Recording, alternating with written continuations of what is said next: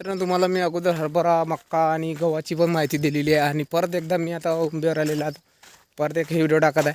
तर हे बघू शकता तुम्ही अनंत हा मक्का पण लावलेला आहे यांनी पाहू शकता. आणि हे बघा इकडे पण लावलेल्या बाजूला म्हणजे याच्या घरचं शेत आहे. 18 एकर शेत आहे. 18 एकरच्या शेतामध्ये बघू शकता आपण दूरपर्यंत दिसत नाही आपल्या मोबाईलमधून कारण की आपला अँड्रॉइड मोबाईल आहे. हे बघू शकता शेलपाना राहिलेला आहे प्रत्येक ठिकाणी हा मक्का हा शेलपाना राहिलेला आहे. आणि हे बघा कसं दिसते आजी साईज हे बघू शकता.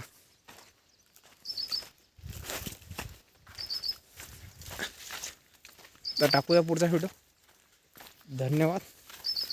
आणि पुढच्या व्हिडिओमध्ये संपूर्ण माहिती टाकणार आहे. धन्यवाद.